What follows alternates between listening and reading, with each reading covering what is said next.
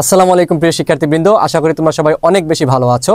আজকে আমি তোমাদের সামনে যেই টপিকসটা নিয়ে আলোচনা করব, দুইটা কনসেপ্ট, ঠিক আছে, গড় দ্রুতি।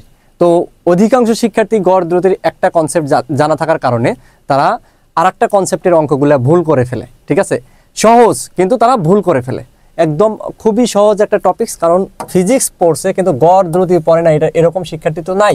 সবাই ভাবে যে গড় দ্রুতির আমি সব কিছু পারি, আসলে গড় দ্রুতির সব কিছু কিন্তু সে পারে না। তো দেখো, প্রথম যেটা আমি বলছি তোমাদের, সমান সময়ে একাধিক দূরত্ব অতিক্রমের ক্ষেত্রে, এটা আমাদের 1 নাম্বার কনসেপ্ট, ঠিক আছে। কয় নাম্বার কনসেপ্ট এটা হলো আমাদের 1 নাম্বার কনসেপ্ট। একটু খেয়াল করে দেখো কি বলছে এখানে। বলছে কি সমান সময়ে একাধিক দূরত্ব, মানে এখানে কি বলতো, মানে সময়টা কি বলতো সমান। যেমন ধরো একটা গাড়ি বা যে কোনো কিছু এখান থেকে যাত্রা শুরু করলো, ঠিক আছে। যাত্রা শুরু করার পরে সে এইটুকু দূরত্ব আসলো, এটুকু দূরত্ব আসছে কত সময় বলতো, কি বলছে, সমান সময়ে একাধিক। ধরো এই S1 দূরত্ব অতিক্রম করতে তার সময় লাগছে t সময়, ঠিক আছে। এখন দেখো আবার ধরো এইটুকু দূরত্ব অতিক্রম করলো S2 দূরত্ব, তাহলে এখানে সময় লাগলো কত, t সময়, ঠিক আছে, t সময়। ওকে, তো সমান সময়, ঠিক আছে, সময়টা কি এখানে কি বলতো সেম। তাহলে একটু খেয়াল করে দেখো, এইখানে যে বেগ সেটা আমি ধরলাম কত v1, এখানকার যে বেগ সেটা ধরলাম কত v2। ওকে, এখন আসো যে এই জায়গা কি হবে বলতো। আমরা জানি এই ক্ষেত্রেটা আমরা সবাই পারি, আমরা জানি এই ক্ষেত্রে আমরা জানি গড় দ্রুতি v bar is equal to কত, মোট দূরত্ব বাই কত, মোট সময়, মোট দূরত্ব বাই কি, মোট সময়, ঠিক আছে, মোট দূরত্ব বাই মোট সময়। ওকে, এখন দেখো মোট দূরত্ব এখানে কত আমাদের, S1 প্লাস কত S2, ঠিক আছে। এখানে মোট সময় কত বলো, এখানে মোট সময় আমাদের কত বলো তো, মোট সময় হলো এখানে টোটাল যে সময় সেটা আমাদের কত বলতো 2t। ওকে, এখন আসো যে S1 ইজ ইকুয়াল টু কত, S1 ইজ ইকুয়াল টু, এখানে আমরা জানি S1 ইজ ইকুয়াল টু কত, S1 is equal to v1t, আবার S2 ইজ ইকুয়াল টু কত v2t, ঠিক আছে। যেহেতু আমাদের সমান সময়, কিন্তু এখানে দেখো সমান সময় দূরত্ব কিন্তু কম বেশি আছে, ঠিক আছে। বেগ আমাদের কম বেশি হওয়ার কারণে দূরত্বটা কম বেশি আছে। এখানে শুধুমাত্র একটা জিনিস ধ্রুবক, সেটা হলো কি বলতো t ধ্রুবক, মানে t আমাদের সেম দুইটার ক্ষেত্রেই। ওকে, তো যখন আমাদের দুইটা ক্ষেত্র থাকবে তখনই তো আমরা গড় দ্রুতি আনতে পারবো, তাই না। তো দুইটা ক্ষেত্রে আমাদের সমান শুধুমাত্র সময়। ওকে, এখন দেখো S1 ইজ ইকুয়াল টু, তাহলে আমরা কি লিখতে পারি, v1t plus S2 is equal to কত v2t, ঠিক আছে, বাই কত 2t। এখন দেখো এইখান থেকে প্রথমে আমি কি উপরে আমি কি নিতে পারি, t কমন নিতে পারি, তাহলে কি হবে v1 প্লাস v2, নিচে কত 2t। তাহলে এখন দেখো এই t আর এই t কাটলে তাহলে আমার কি হয় বলতো, গড় দ্রুতি আমি এখানে লিখি v bar is equal to কত হবে, v1 প্লাস v2 বাই কত 2। এই যে এই সূত্রটা আমরা সবাই জানি, ঠিক আছে, এই সূত্রটা আমরা সবাই জানি যে গড় দ্রুতি বের করতে বললে দুইটা বেগ যোগ করে 2 দ্বারা ভাগ করব, ঠিক আছে। যেমন আমরা একটা অঙ্ক করি, ঠিক আছে, একটা অঙ্ক আমরা করি। দেখো কি বলছে, রিয়া সাইকেল দিয়ে বাসা থেকে কি বলছে, বাসা থেকে 10 মিটার পার সেকেন্ড বেগে এবং স্কুল থেকে খেলার মাঠে সমান সময়ে কি করছে আমাদের বলতো 15 মিটার পার সেকেন্ড বেগে যায়, তার গড় দ্রুতি কত হবে, ঠিক আছে, গড় দ্রুতি কত হবে। তাহলে এখানে আমাদের কি হবে বলতো, দেখো তো দুইটা বেগ দেওয়া আছে এবং বলছে কি সমান সময়ে। একটু খেয়াল করে দেখো এখানে কি বলছে, সমান সময়ে, তার মানে সমান সময়ে বলছে। ওকে, এই যে আমাকে সমান সময়ে যখন লেখা থাকবে তখন আমাদের কি হবে, সমান সময়ে লেখা থাকলে তখন আমাদের গড় দ্রুতি v bar is equal to কত হবে, v1 প্লাস v2 বাই কত 2। তাহলে এখানে একটু খেয়াল করে দেখো, আমাদের v1 কত 10, v2 কত বলতো আমাদের 15 বাই কত 2। তাহলে এখানে কত হবে বলতো 25 বাই 2, মানে কত 12.5 মিটার পার সেকেন্ড, ঠিক আছে। একদম সহজ না, এটা সবাই পারে। এখন দেখো সেকেন্ড কনসেপ্টটা দেখো, সেকেন্ডটা কি বলছে, এই জিনিসটা যারা পড়াশোনা করে তারা জানে, ঠিক আছে, এবং এইটা সবাই ভুল করে, সহজ জিনিস কিন্তু ভুল করে সবাই।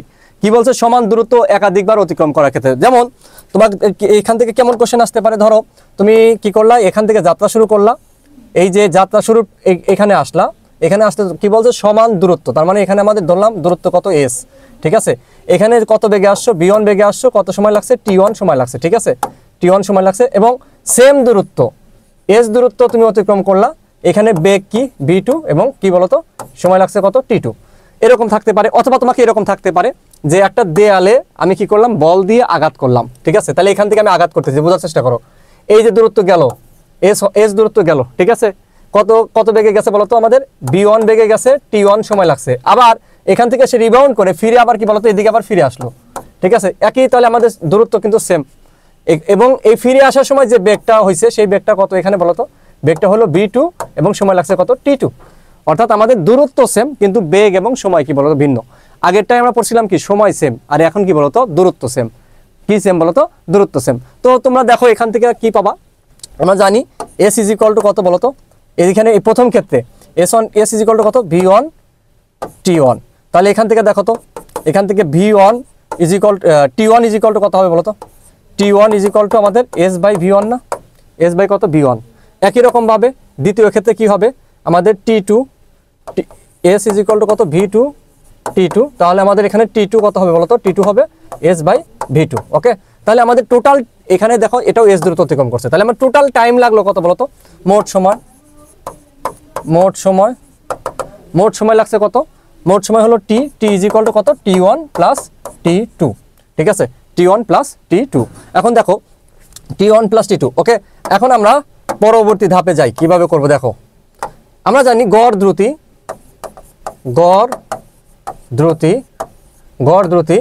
b bar is equal to কি হবে বলতো, মোট দূরত্ব বাই কত, মোট দূরত্ব বাই মোট সময়। তাহলে b bar is equal to কি হবে আমাদের, b bar is equal to মানে গড় দ্রুতি b bar is equal to কত, মোট দূরত্ব কত। দেখো এখানে s গেছে আবার s গেছে, তার মানে কি s প্লাস s মানে কত 2s না, মোট দূরত্ব কত 2s। আবার এখানেও দেখো s গেল, ঠিক আছে, সেই s দূরত্ব গেছে আবার s দূরত্ব ফিরে আসছে, তার মানে কত 2s। আর মোট সময় কত বলতো t1 প্লাস t2। ঠিক আছে, t1 প্লাস কত t2। ওকে, এখন দেখো আমাদের এই গড় দ্রুতি b bar is equal to কি লেখা যায় 2s। এখানে দেখো t1 মানে কি s বাই v1, তাহলে আমি কি লিখবো s বাই v1 প্লাস কত t2 কত s by v2, s by কত v2। ওকে, তাহলে এখান থেকে দেখো s কমন যায় না, s কমন যায়, s যদি আমাদের কমন যায় তাহলে আমরা b bar is equal to কি লিখতে পারি 2s বাই কত বলো তো, এখানে s কমন গেলে 1 বাই v1 প্লাস 1 বাই কত v2। তাহলে দেখতেই পাচ্ছ as কাটা যায়। এখানে লসাগু যদি করো তাহলে কি হবে বলো তো 2, এখানে লসাগু হবে কত v1 v2, নিচে লসাগু v1 v2, তাহলে এখানে হবে কি v2 প্লাস v1 ঠিক আছে, এগুলো তো নর্মাল ক্যালকুলেশন।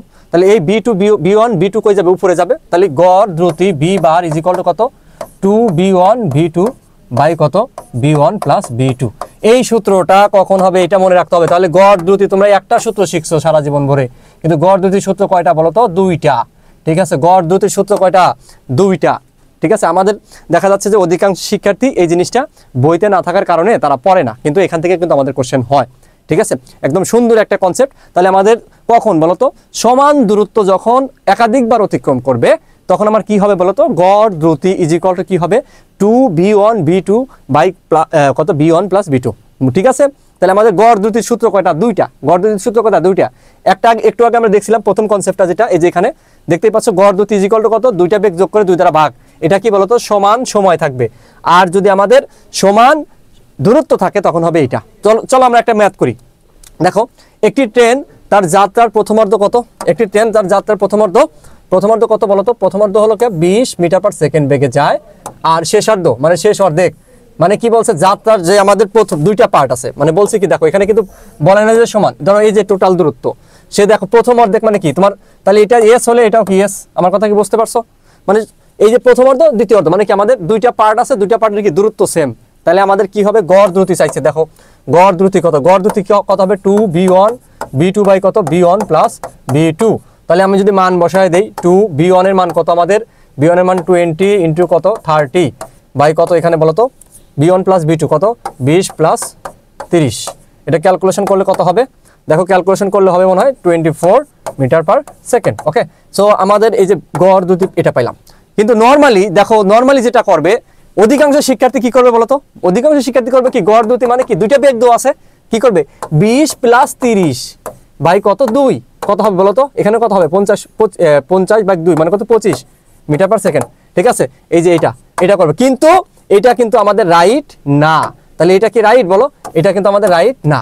ঠিক আছে, এটা কি রাইট, এটা কিন্তু রাইট না, কিন্তু অধিকাংশ শিক্ষার্থী এটা করবে, কিন্তু অ্যান্সার হবে কি আমাদের এটা। সো এই জিনিসগুলো কিন্তু খেয়াল রাখতে হবে। ঠিক আছে, তো তোমরা যারা এই যে এরকম কনসেপ্ট বেস, ঠিক আছে। তোমরা যারা এরকম কনসেপ্ট বেস ভিডিও দেখতে চাও তারা অবশ্যই কি করবা, ফিজিক্স নিয়ে আরও সুন্দর সুন্দর কনসেপ্ট জানতে চাও, যারা নবম দশম শ্রেণীর শিক্ষার্থী আছো তারা অবশ্যই কি করবা, এই যে আমার এসএসসি ফিজিক্স প্রিমিয়াম ব্যাচ আছে, তো এই প্রিমিয়াম ব্যাচে তোমরা এনরোল করতে পারো। এই প্রিমিয়াম ব্যাচে এনরোল করার জন্য তোমাদের কিছুই করতে হবে না, শুধুমাত্র তোমাদের ডিসক্রিপশনটা চেক করলেই হবে। ঠিক আছে, ডিসক্রিপশনটা চেক করো, কমেন্ট চেক করো, তাহলে সব ডিটেলস পেয়ে যাবা। সবার সাথে নেক্সট কোনো ভিডিওতে আবার দেখা হবে। আল্লাহ হাফেজ।